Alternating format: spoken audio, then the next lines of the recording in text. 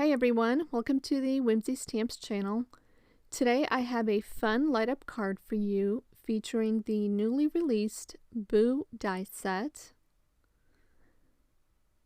I'm also going to bring in a couple of the clouds there from the Build an Island die set. And I'm also going to bring in the grass border using the Grass and Cloud Edger die set.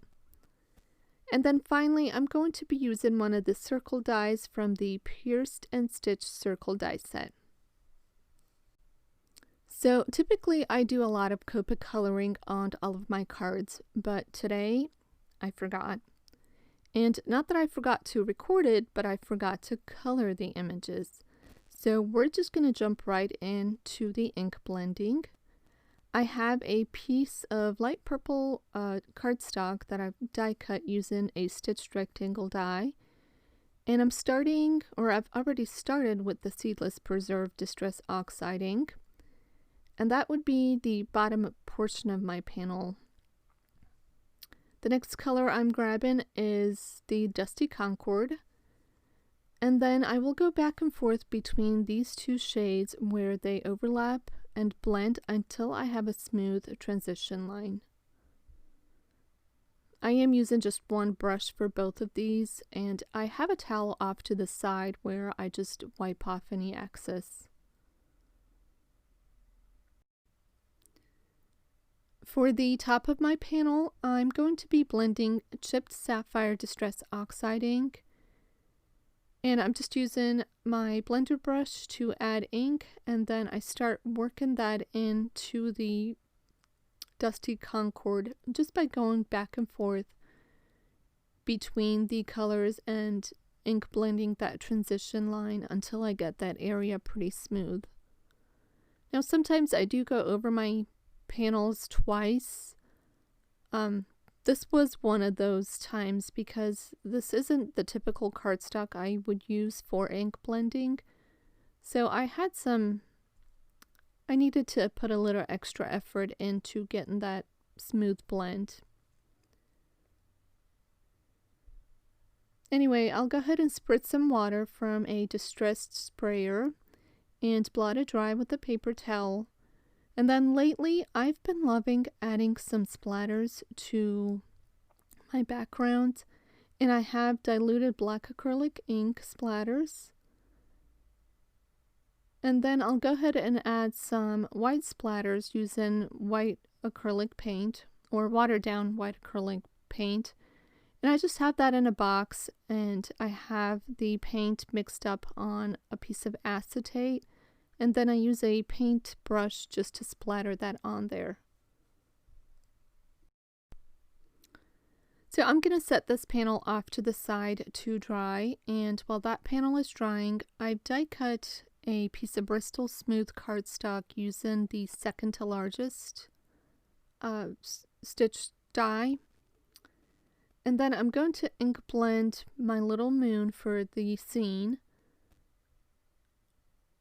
I'm starting there with Squeezed Lemonade for the center, and then I'll come out using mustard seed on the outer edges just to create some dimension in that moon.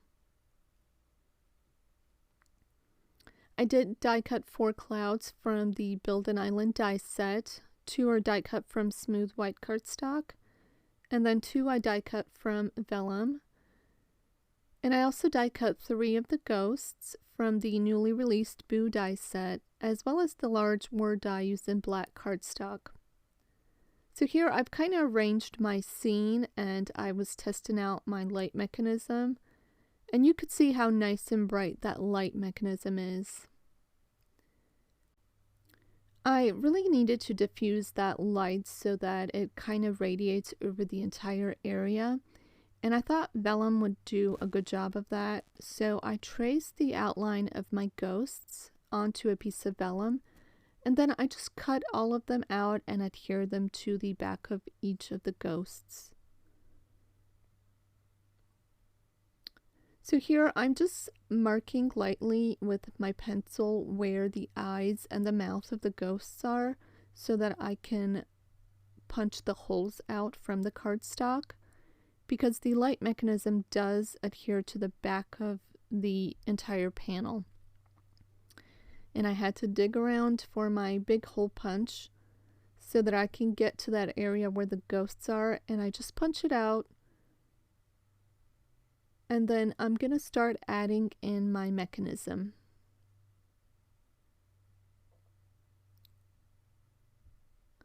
So with this mechanism, all you want to do is make sure not to have any hard kinks in your wiring, because that could cause some breakage. But other than that, you can still kind of twist it and turn the wire to place it where you need it. And here I'm just using Scotch tape to adhere that wire in place. The wire is coated, so it won't cause any overheating or melt the Scotch tape. So it's perfectly fine just to add a little piece to hold the wire in place. And this was really easy to put together. I'm not sure if you can tell watching me, but this was my first ever time creating a light up card. And once I figured out that you push the button next to the battery and not the battery itself to light it up, it was kind of smooth sailing after that. So anyway, I go ahead and secure the rest of those wires, and then the next step I do is test it out again. The next step is to add foam tape. And you don't want to cover up the battery, you just want to go around it. The wires is fine, it won't hurt them any. You just want to be sure that your panel kind of sits evenly. So if all of your wires are bunched up in one area, I probably wouldn't put foam tape on, but maybe just around it.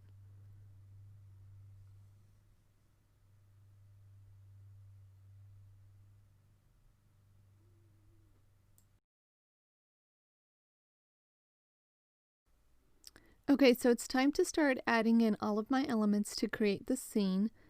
I'm attaching the moon directly down using liquid adhesive, and then I will add the word die cut kind of over the moon at a diagonal.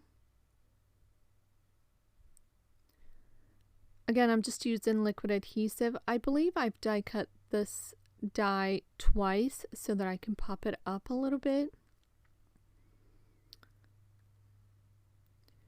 And then I'll adhere that down.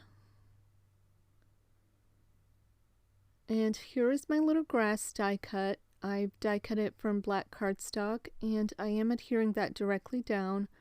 I did not want to add any foam tape to this because the button is just on the other side, and I wasn't sure honestly if too much dimension would inhibit that button. And then I'm going to add in another layer of those ghosts that I die cut using heavyweight cardstock. And I also do go back and add some foam tape to pop them up, because after I elevated the ghosts with foam tape, here we are testing again, that really lit up the light mechanism, I guess, to where the entire face radiated with light. So that little piece of foam tape was just sticking out and lifting the panel where I didn't want it, so I just popped it off and added it somewhere else. And then I'm adding it to an A2 card base, and I had planned to go back and add some shading to the ghosts, but I was just so excited that my card was finished that I just totally forgot. But anyway, I do add a little bit of glitter at the end just to make them sparkly. To finish off this card, I used my printer and I printed off a push here, and then I cut it out using circle dies, and I'm just adhering it to cover up that horrible drawing I did. Anyway, there's my little light up card. I hope you like it as much as I do. I just can't stop playing with it. That will do it for my video today. Thank you for stopping by and spending a little time with me. I hope you'll click the subscribe button if you're not subscribed already.